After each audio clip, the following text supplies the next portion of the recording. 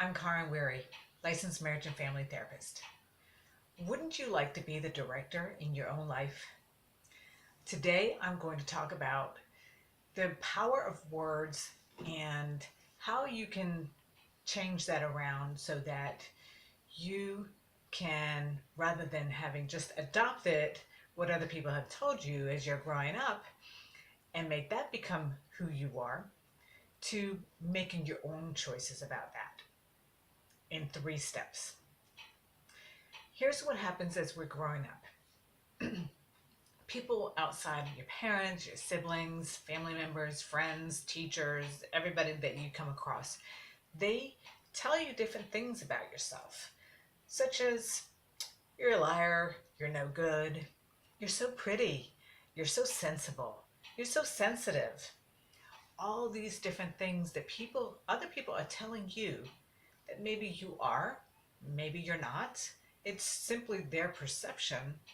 However, as we hear them over and over again growing up, we subconsciously adopt them as ours and own them without even realizing that's what we're doing. And that could be a big part of what is preventing you from living at your highest potential. Maybe it's preventing you from going out and exploring life the way you really otherwise would want to. Maybe it put some fear in you, and when we have experienced fear and we feel poorly about ourselves, we tend to shrink. We shrink our personal being, we shrink our lives, we become smaller because we don't feel good about ourselves. Imagine this one. You're a liar. Maybe the person who told you that, or the people who told you that, didn't like what you had to say, and rather than hearing what you had to say as just your perception of what things were, maybe you really have something valid and valuable to add, but they didn't like that, and their way of coping was to shoot back at you, you're a liar. Well, you aren't necessarily a liar, and notice what it feels like when you hear that word and it's spoken to you as though that's something that you are. It might give you a little jab in the heart. It might knot your stomach up. And what I want you to do then is, as you notice that, then you know that those are trigger words for you. And then just stop. Take a few deep breaths.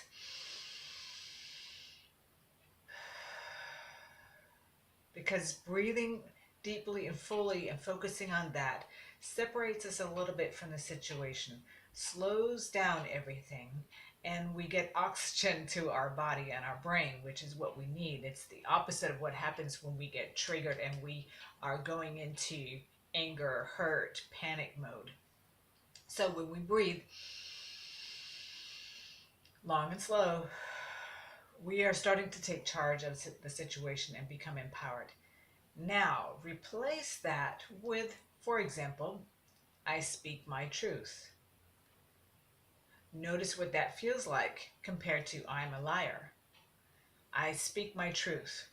Notice what happens to your body, what it feels like, and step into it truly like it's an outfit that you're putting on, and own it if it feels good. It might not be that you have to change the words. Maybe you're taking a word and you are reassigning the values that you attach to it. So say, for example, if you were told that you're so sensitive, always so sensitive. Well, maybe, and if that was spoken to you in a negative way, maybe what was going on was that those people were not treating you very kindly, and they did not like when you reacted back and you got upset or angry with them. So they wanted to shoot that back at you. Oh, you're so sensitive. And how that could affect you in your life, again, by shrinking. Maybe you feel gagged, that you can't say anything because you're just going to be shot down and you're going to receive pushback and nobody's going to hear you anyway. Imagine how that will affect your business life, your social life, your intimate life if you're not speaking up. Now, perhaps you really are sensitive, and perhaps it's not necessarily a bad thing, like it was assigned to you. Maybe being sensitive simply means that you pay attention to how other people feel. Maybe it means that because you pay attention to how other people feel and you know how it feels to be not treated well, it hurts, it feels bad, it makes you just not feel good about yourself. And you don't want to do that to other people.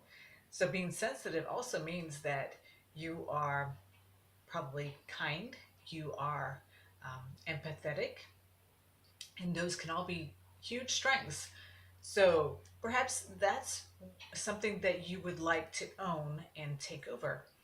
So write that down, take it on, notice what it feels like now to have this, to take on and wear this new reassigned word of sensitive as being empathic, being kind, being a good person. I am sensitive. Yes, I am. Okay, I can sit up straight. I can roll my shoulders back, hold my head high, and it feels good.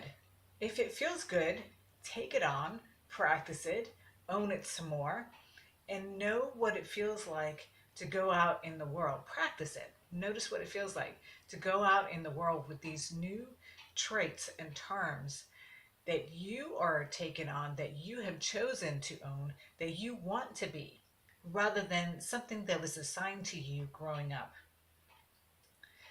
That is my challenge to you.